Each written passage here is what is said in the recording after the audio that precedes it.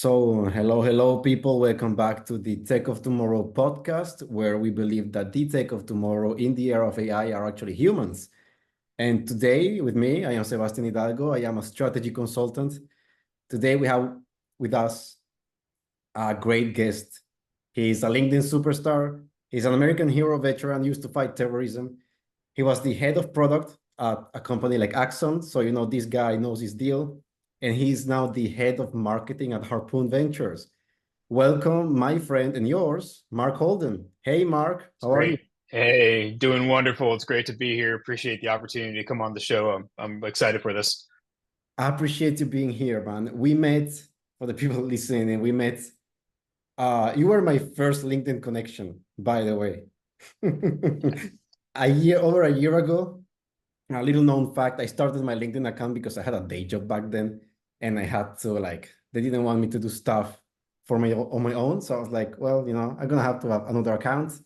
And that's how we met. I don't know how you found me actually, but yeah.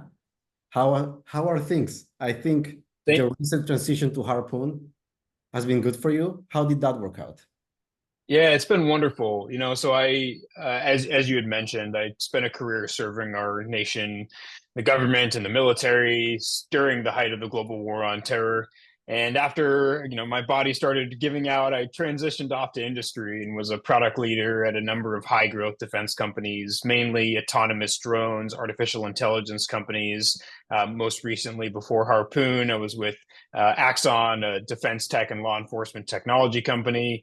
And then I spent about a year just kind of on my own, taking a break. I was pretty burnt out at the back end of my height of my corporate career. And that's when we met, when I was doing a little bit of consulting. And very recently got the opportunity to join Harpoon Ventures after doing a lot of research on the fund. It's Harpoon Ventures is a California, San Diego based venture capital company that's really geared towards deep technologies, defense technologies, and run by a superstar by the name of Larson Jensen, who absolutely stole my heart. He's a two-time Olympian, former Navy SEAL turned venture capitalist, and he's just a powerhouse to work with. So over the last couple of weeks, man, it's been wonderful. I've been really engaged. I've got a lot of great muses for portfolio companies and technology companies that we have the opportunity to work with. And I've had no shortage of opportunity to really kind of hone my marketing and investor communication skills in this new position. That's great. Like, what makes Harpoon different from other VCs? Because there are plenty of VCs. So why this one? Yeah, so for me, it was the people and the underlying investment thesis. A lot of venture capitalists will focus on early to mid stage companies and really look for kind of a large swath of different technologies. But the mission of Harpoon was really geared towards ensuring the progressive American technology to ensure that we have the opportunity as a nation to thrive in this decisive decade. It's a really scary world we're living in with energy and war and financial hardships all around. We've got climate change. We've got the advent, as we know, of artificial intelligence, the advent of space-based communications. And it was important to me to find a company that was really geared towards investing in very early stage, so seed or pre-seed companies that were looking to advance the nation and advance our partners' technologies and ensuring that we really have the opportunity to thrive as a humanity in this decisive decade. Talking about this decade, that's a point I wanted to touch upon with you. Yeah. How do you see AI affecting the battlefield? Because whoever follows your content knows that you provide a great deal of knowledge about Thanks. anything that's equipment, especially about aerospace things, of which we both can nerd out for hours. But how do you see AI affecting the battlefield, and what do you think the role of humans will be in warfare? Sure. As I look towards this decisive decade, I can't help but know that we've got three very scary fronts coming up. We've got this protracted unified land operation in the European continent with Russia and the Ukraine. We've got this new world order shaping up in the Middle East. And we've got this looming horizon of littoral combat in the South China Sea that, whether we enter those conflicts in a meaningful way or not, we have to prepare for them as a nation. As I think about all the new technology over the last 10 years that has entered the battlefield, robotics and uncrewed systems across a variety of domains, things that fly, things that drive on the ground, things that swim underwater. We've got space-based communications. We've got so many sensors that are just ubiquitous on the battlefield. It is a strategic imperative, a tactical imperative for us now to be able to take the variety of data that's coming from all those various sensors, be able to synthesize them and speed up the amount of observation and decision making that occurs in the battlefield to help inform the humans. Now, at the beginning of the podcast, you mentioned how humans are going to have such an important role in AI, and I'm absolutely with you. AI is a tool for us to be able to speed up and enhance our decision making for our warfighters, for our leaders on the battlefield. Ideally, we can use artificial intelligence to not only speed up that just tactical decision making on the ground, but in turn reduce things like collateral damage, reduce things like civilian casualties and all the horrors of war, to ideally shorten these wars, make these conflicts a little bit more definitive in a shorter period of time. And AI will just empower our forces and our leaders on the battlefield to make those decisions faster, more accurate, and ideally be able to employ smaller munitions. So we do have less collateral damage, less civilian casualties, and more effects on target while we're using those technologies in conjunction. What about drones? I've seen interesting takes on the internet. I've seen a video of a drone taking out a tank on its own. And then I've seen some articles of China and the fleets of drones they are developing. So do you think the use of drones on the battlefield will render some of our equipment obsolete, like tanks, maybe with aircraft carriers? It could. It both makes them more enabled. It also provides what's called an asymmetric either advantage or disadvantage, depending on which side of the battlefield you're on. You know, in the early days of the Ukraine conflict, we saw very expensive tanks rolling down the street of metropolitan areas in the Ukraine, and those tanks being rendered inoperable by very inexpensive Molotov cocktails. This is an example of asymmetric warfare where I can take a few dollars worth of alcohol in a bottle, stuff it full of a rag, wet that rag, light it off, and then send it into a tank to render that potentially tens of millions of dollars tank useless. And drones are being used in a very similar fashion. Prior in warfare, we were seeing very expensive systems of consequence being used to address very cheap targets, right? I think back of my time in the global war on terror, where I spent a lot of time in Afghanistan. You know, when we were calling in airstrikes, we were calling in incredibly expensive aircraft to address motorcycles and pickup trucks and things like this, and very rudimentary targets. But as America, we had these very large scale arsenals at our disposal, and so we used them. And during those operations, we would have multiple fighter jets refueled by giant aerial refueling systems that were informed by very large scale satellites and a bunch of individuals conducting analysis on the operations. We would always have a quick reaction force on standby just in case those jets got into trouble. We would always have combat search and rescue and things like that. And just to be able to address a $40,000 pickup truck on the battlefield, we spent a lot of money to address that. And so we had a relative asymmetric disadvantage in that conflict because it cost us a lot of money to be able to address those very inexpensive targets. Now we're starting to see that paradigm shift where we're able to take a $500 or $1,000 drone with a relatively rudimentary munition and be able to allow it to address a very expensive and very consequential tank on the battlefield. And so we're seeing that play out in the Ukraine today. And so while drones do provide us the opportunity as a fighting force to be able to kind of leverage that asymmetric cost advantage, you know, as you mentioned, and as I look towards the South China Sea, it's another challenge with the amount of numbers that we're going to have to counter. Ultimately, we talk a lot about swarm and saturation attacks with drones, where you have, you know, one drone, one operator giving many drones a mission to do on a battlefield, and then those drones carrying out that operation en masse, where you have far more robotics on the battlefield than you do as humans. Now, I'll take a second and I will celebrate the fact that we will have ideally robots fighting robots in the future, because that's really where I want to get to. A lifelong mission of mine is to reduce the amount of organic tissue damage on the battlefield. And if I see a world where a bunch of drones are fighting a bunch of drones and we've just got a bunch of metal damage on the battlefield, that's far better than putting humans in harm's way. And while we are seeing a lot of drones being used to do those dull, dirty, dumb, or dangerous jobs that humans are doing today, they do provide a large threat where we only have so many countermeasures. We only have so many bullets to be able to shoot drones down, so many missiles we have to shoot drones down. And as we're seeing play out in the Red Sea today, as we start talking about asymmetric disadvantages and advantages, we are leveraging very expensive missiles to be able to shoot down very, again, rudimentary drones relative to the weapon systems that are shooting them down. And so while drones do provide an opportunity for us to distance ourselves from the battlefield, they very quickly can overrun our defenses. They very quickly can outmaneuver our forces. They very quickly can saturate our ability to contest against them. And it makes for a pretty interesting battlefield as we start to look towards the future of this decisive decade. Okay, so do we have currently ways to defend against a swarm of drones coming against a sensitive target?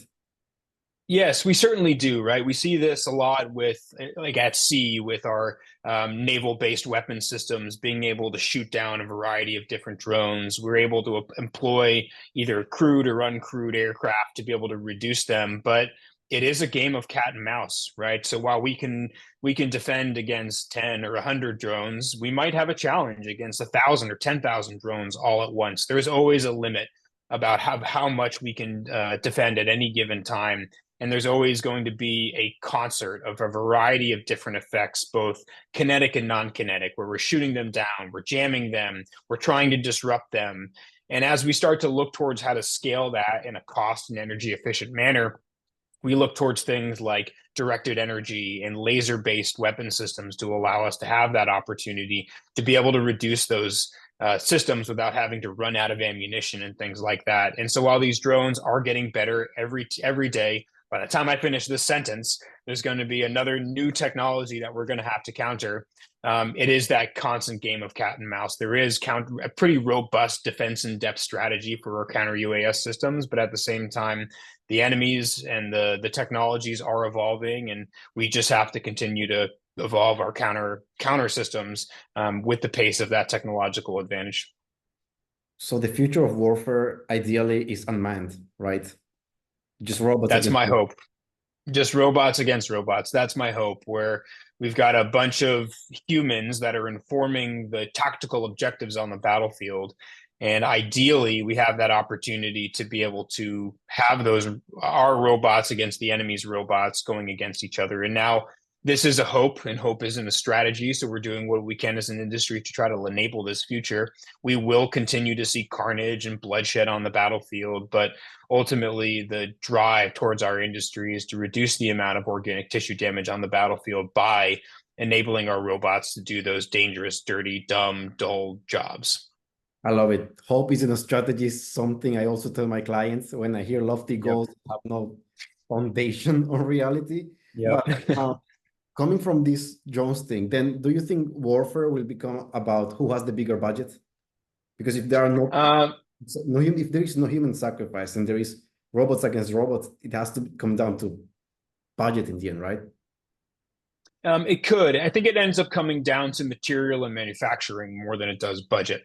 Budget's relative, right? So we as a nation in the US look at our drones or our uncrewed systems in a different light than perhaps a non-conventional force like we're seeing play out in the Middle East right now. And we saw it play out in the early days of the Russian invasion of the Ukraine and that special military operation. And so while I think budget certainly is relevant, I think it really comes down to supply chain materials and the ability to produce the amount of effective drones that'll end up hitting the battlefield over budget. Now, budget absolutely plays a role in all of this, but budgets at a national level are relative. If you look at what we had to do as a nation in the advent of World War II to be able to thrive as a nation to be able to ensure that we had the right defense industrial base to reconvert our commercial industrial base to wartime footing.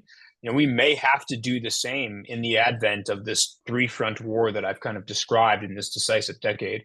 And so there is an opportunity for us as a nation to quell some of the economic challenges through things like directives brought forth through the national governments.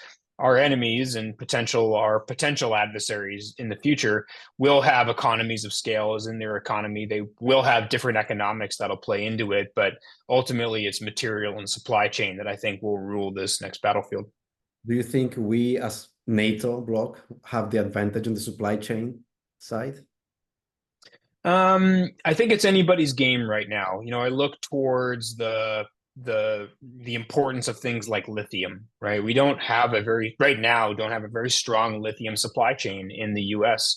That's where a lot of the drones are powered. That's where our cell phones, our cars are powered, our electric grid gets electrified, and certainly need to charge all these things. As we think towards our NATO partners, a lot of the things like lithium just aren't in Europe, right? They're in these contested areas like Africa. They're in contested areas where we may not have access to it. And so the importance of organizations like NATO, the importance of various multinational agreements to ensure we have a global supply chain, super important. And yes, there are companies in the United States like Electroflow that are working towards really unique opportunities to be able to refine lithium and reduce our dependence on national lithium or on international lithium supplies. It's going to take a bit for that technology to mature. And so it does require a partnership like NATO to ensure we as a fighting force or we as an organization have the ability to be able to come together, band together, pool our resources, pool our academia, pool our industries to be able to ensure as a complete total fighting force, we have the right supply chain to be able to fight and win in that next big conflict. That's good to hear. And talking about conflict, since the Ukraine invasion, there have been concerns about us getting dragged into World War III. Do you think we're actually close to that? Or are these just, how to call them, are these just conflicts that are more or less regional and we can still keep at bay? Or are we closer and closer to actually getting dragged into that?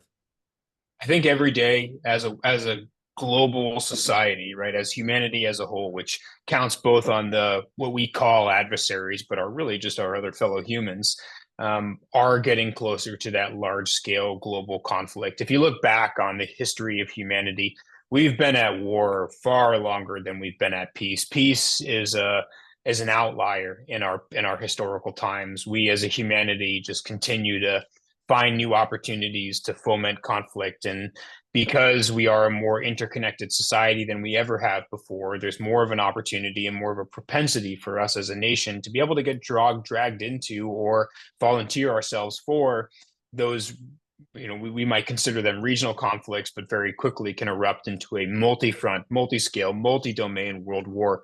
And so do I think we're heading in that direction? Unfortunately, I think we are. And can we avert that? Yes. But if you look at historically us as a humanity, it is unfortunately inevitable that we find ourselves in the next great conflict. And, I think back towards the age-old adage of, I'm not sure what World War III will be fought with, but I know World War IV, the next great war, will be fought with sticks and stones. My hope, and again, asterisk that hope isn't a strategy, my hope is that we don't cripple our humanity in the process, is that the artificial intelligence and the technology we bring to bear in the next great conflict will make that conflict swift, definitive, ideally not protractive, reduce the amount of casualties both on civilians and on our fighting forces during that conflict, and allow us to get out of that and start rebuilding pretty quickly and not have to go to things like nuclear weapons as a result of it. That was going to be my next question, right? Because during the Cold War, mutually assured destruction was the thing holding us back from triggering a war and just destroying the planet. Do you think, is that still a thing? Is mutually assured destruction still a deterrent? And is there a chance that the next World War is actually fought with normal weapons to avoid destroying the planet? Or is there more of a chance that somebody snaps and just uses at least tactical weapons on the Yep. So yeah, what we saw during the Cold War, and as we were kind of bolstering our nuclear arsenals, we were always trying to build bigger and bigger bombs, and that scared people to a certain extent. While we saw, two bombs get dropped in anger and during warfare so far in our humanity in this generation, we ultimately started building bigger and bigger bombs and started increasing our stockpiles to foment that mutually assured destruction you referenced. What my underlying fear is that since the Cold War's kind of cooled down, and as we started to rationalize where nuclear systems and nuclear weapons fit in our arsenal, we started going smaller, and we started bringing more tactical nuclear weapons into our arsenal, something that, while is devastating, doesn't level an entire continent, doesn't take down an entire province or a state, depending on your region. And so I do have an underlying fear that we will, in error on either side of the fight, leverage and employ nuclear weapons. The hope is that with the advent of technologies like hypersonic missiles, like electromagnetic pulses, we will potentially use them differently than we would by employing them against a city of non-combatants. We will employ them against military targets, and when I say we, I mean we as on both sides of the fight. You mentioned it. It is a human imperative that we do not use these nuclear weapons, because it does do terrible things to this planet. It does reduce our ability to thrive, and reduce our ability to live with the climate changes, the radiological effects as a result, and second and third order effects as a result of employing those type of weapons. And so, as I think about nuclear weapons, my hope, again, hope's not a strategy, the hope is that we employ them in different ways, using things like electromagnetic pulses that we learned from nuclear weapons, and not employ things like large scale city leveling nuclear weapons against civilian targets. Yeah, that's my hope too. Not a strategy, but good reasons to have hope. Now, I don't know if you'll agree with me, but at least from my perspective, I believe Americans' dominance on the international scene, and just the West in general, as a cultural powerhouse, if we can call it that way, has been we are not perfect. There have been mishaps and everything, but I think it has been a net positive for the world, especially now that we see Russia and North Korea coming closer and closer together. How do we keep that? How do we, let's say as NATO, right? Because that's the West in the end. Yep. Because we are clearly losing ground. How do we recover that, and can we recover that at all? Mm-hmm. So we can recover that, and we should recover that, and we do that through very strategic partnerships. The U.S. is a very young nation. We're only a couple hundred years old. And so in the grand scheme of things, we are pretty nascent in our growth as a nation.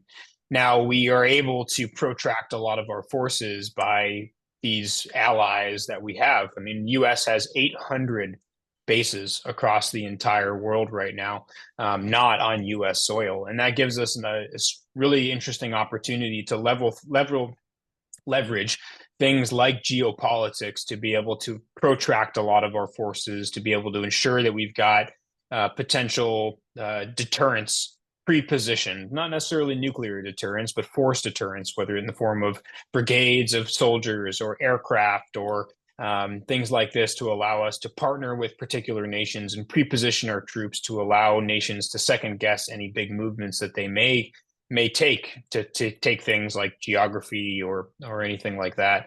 And so we are able to get there through our allies. We're able to get there through strategic partnerships, but ultimately the big tricky thing is being able to do that without isolating the people. Our nation is bigger than just our military. Our nation is bigger than just our policymakers. Our nation and those policymakers and our nation and that military is there to safeguard the American people that are there. And so we have to do a really poignant job of ensuring that the populace, the people, are supportive of that fight. I kin this back to World War II, where we saw a lot of hate and discontent being broadcasted across Asia, across Europe, by Germany, by Japan at the time. And our American people knew that we needed to support that war. And then when Pearl Harbor, our the pre 9/11 9/11 happens, we knew as a nation we needed to get involved. And even back towards the global war on terror, it took 9/11 and that horrible day for our nation to be galvanized to support that war effort. And I worry and certainly don't wish for another catastrophic event like that, but I worry that in absent of that event, we may not have the support of the American people, and that could lead to a lot of ugly politics. And certainly during an election year here in the United States, we have the opportunity to really isolate a lot of the American people. And so while it does take a lot of allies and it does take the projection of our power across the space domain and the air domain and undersea warfare and the grounds and our allies, we are going to have to find a way to continue to galvanize the American people and have an opportunity to strengthen our resolve as a fighting force and as a nation. And I just don't know if we're there yet. And so I look forward to seeing how that plays out on bated breath. And ultimately, it is going to, ideally, those forces that we have protracted and projected across the world will prevent another catastrophic event. However, that is the hope. And as we know, man, hope's not a strategy. What's the current situation with recruiting new people into the military in the US? Yeah. In Europe, it's not that easy. And from what I see, what I hear, it's a big pain point to find recruits, find people motivated, and find people that stay for the long run. How is it over there? It is. Yeah, it is. It's concerning. It's how it is.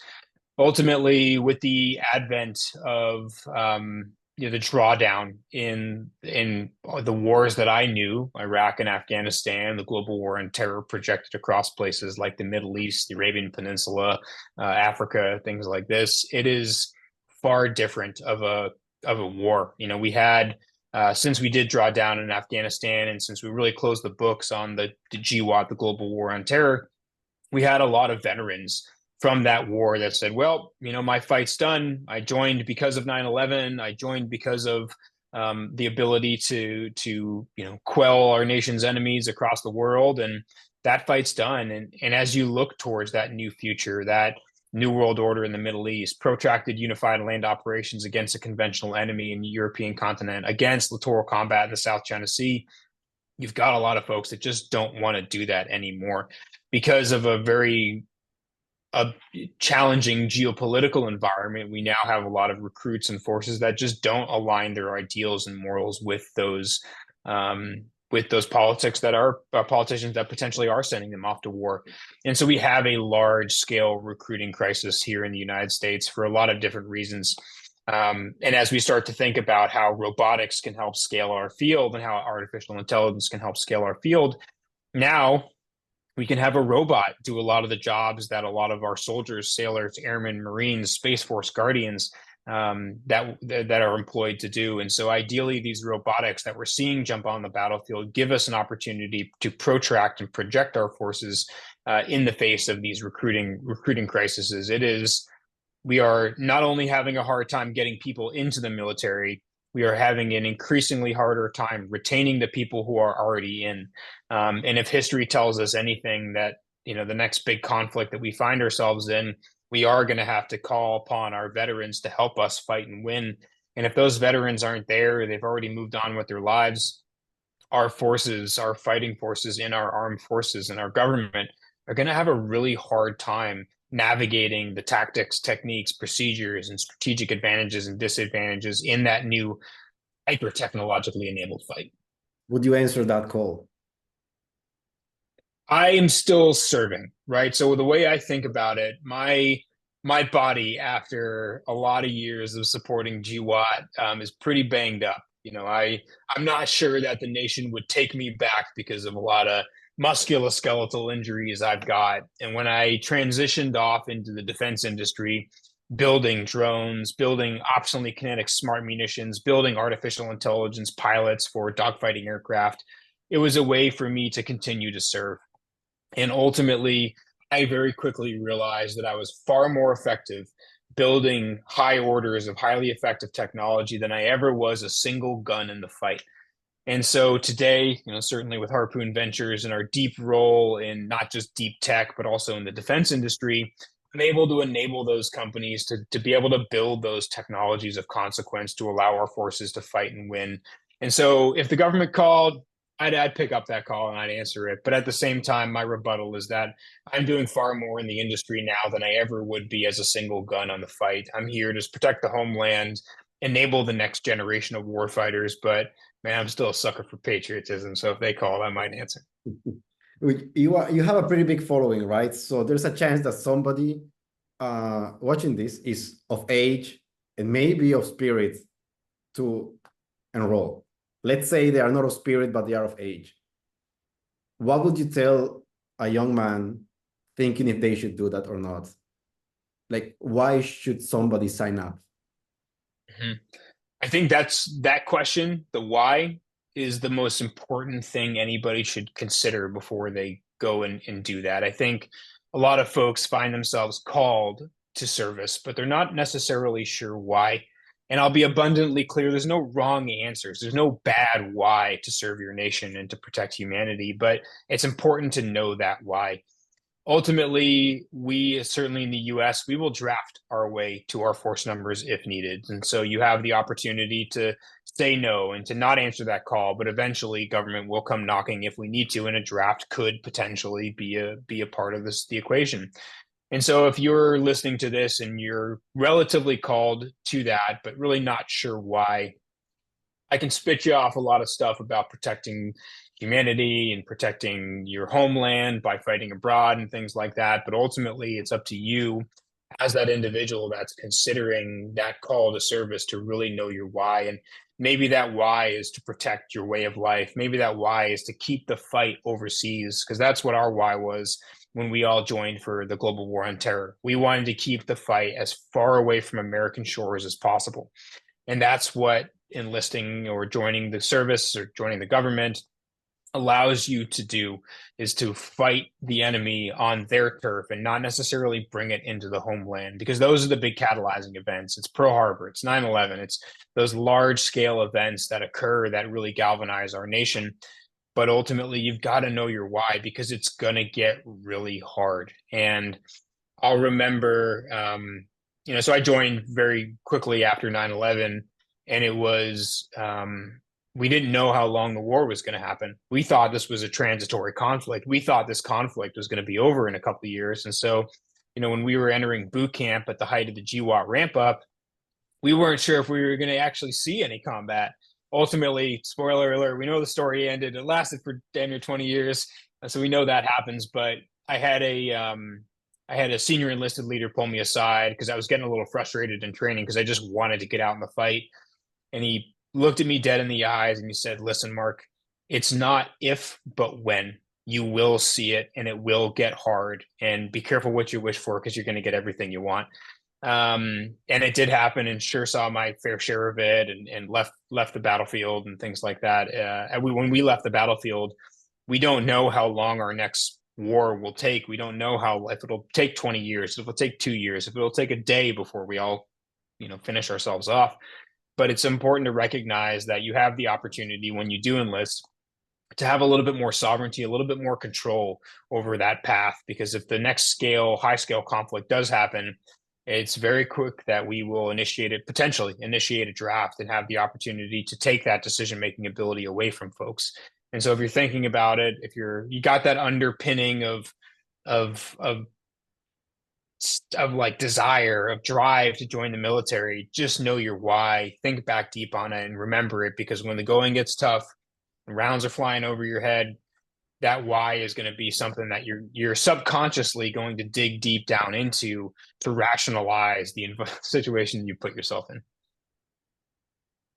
Then spinning off from this, what was the worst part and the best part of being deployed?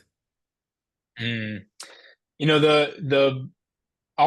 can romanticize a little bit because I'm pretty far removed from that. I think the best part was the sense of purpose.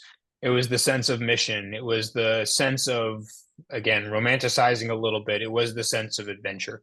It was the sense of answering that calling, being part of something greater than myself, relying on my buddies next to me to be able to help me through these tactical situations, these terrible tactical situations. And certainly coming out the other side relatively unscathed relative to some, I really had the opportunity to be part of something greater than myself and to have that sense of purpose, that sense of calling, and that sense of adventure.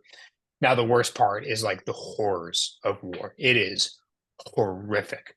The civilian casualties on the battlefield, losing your friends right next to you, getting into multi-day firefights and just being brutally exhausted, pushing your body to the brink, pushing your body through terrible, terrible, terrible injuries and continuing to fight. War is awful, awful, absolutely abysmal.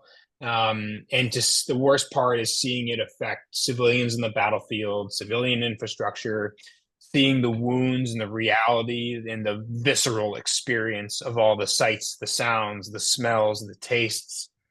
It is all consuming and something that stays with you. And so I get the opportunity and the relatively ill-informed opportunity to romanticize about some of the adventures that I did have, because I had some good adventures, but the stark reality is that it is absolutely viscerally brutal. It is awful.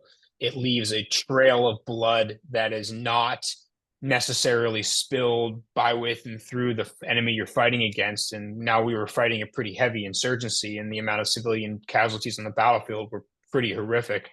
But ultimately for us, the horrific part is that the damage and the second, third order effects on the geographic area, mainly the populace where that fighting occurs. Thank you. That was deep. And Yeah. Again, you got a big audience, so there is another portion of people following you and watching this that are on the other side where you are. They are veterans, but we know that notoriously veterans some of them have struggles in transitioning back to civilian life. And so they might look at a guy like you having success on social media, being a head of marketing at a company he likes. They might think, how do I get there? What's your advice to them? How do you make that transition as smooth as possible? Of course, it's about listening to your purpose and finding your why.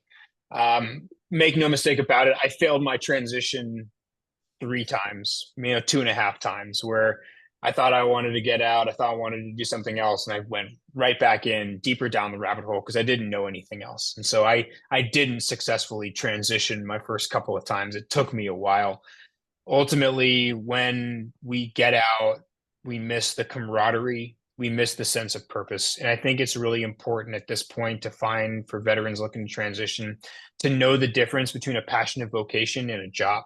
A job is something you're good at and people will pay you for, but a passionate vocation is something you love and the world needs. And for me, serving was a passionate vocation. Sure, I was good at it and people paid me for it, but I loved it and the world needed it at the time. And oftentimes we try to enter our next big company, we try to take that next civilian role and be able to try to wrap our heads around that this is our next passionate vocation, when in reality, it's your job. And so finding that sense of purpose is such an important part of that transition period. And there's no wrong answers to this. It could be woodworking. It could be taking care of your kids or your family. It could be, becoming a first responder. It could be being a program manager at a really boring defense company, like a lot of people do. But you have to find some form of purpose out there. And you can have a job, that's something you're good at, that people will pay you for, and be able to have that passionate vocation. But when you fought as a veteran, you know that you had that passion vocation. You felt like there was that sense of purpose, being greater than yourself, and there was a part of you that loved that. And when you get out and it's empty and you don't have camaraderie and you don't have people around you that understand how you think and how you approach the world and your problems, it is very isolating. And I think a lot of us get out with our fair share of things, whether it's survivor's guilt or remorse or feeling of uselessness or things like this. It's so important to recognize that you can continue to do things to serve our nation if that calls to you. But as a human, it's so important to find that next mission, that next sense of purpose that next ability to hone in on something you love and that the world needs, whatever that passionate vocation is, there's no wrong answers. And I will say it's so important for our veterans to remember that it's okay to be selfish. We were very selfless when we raised our hand, joined our service, fought our wars, but now's that veterans' time to be selfish. And it's okay. Give yourself permission to be selfish. Give yourself permission to do what you want to do because you gave it all. The military and the government will never give enough back to make you whole. And it's up to you and you alone as that transitioning veteran to engage selfishness and find that next mission. That's great. Love that answer. So what's driving Mark Holden right now? How would you say it in one sentence? Yeah. The ability to continue to contribute to companies that are advancing our humanity, period. That's really what drives me today. I found a job, which is something I'm good at and people will pay me for, but there is an underpinning of that passionate vocation and that sense of purpose with me. You asked me, would I answer the call a few minutes ago? And the answer was I'm still serving. And that's kind of how I look at it. And so I know that through my content, which reaches 60 million people a year, through my work at Harpoon Ventures, which allows us to enable the next generation of deep technologies in a lot of different sectors, I still have the opportunity to be part of that zeitgeist. And man, I'm still young. We got a lot of conflict ahead of us. And I don't look forward to it, but I see it on the horizon looming. And I know that I will have some part in it in some way, shape, or form. So another category of people watching this would like to work with the Harpoon Ventures. It's like some kids or some veteran with a startup that wants to do something for defense. What do you think makes, I know it's hard to represent an entire company in a podcast, but at least from your perspective, what do you think makes a company worth investing in? What should they be focusing on in order to get that investment? So two things come to mind. One, we do a lot of investments in deep technology that are really looking to progress our society. We do a lot of, as well, defense industry investments as a result of that. So it requires an idea kind of aligned with those principles. But the second thing, which is relatively more important, is it requires a highly audacious founder. And that's what we invest in. We invest in highly audacious founders.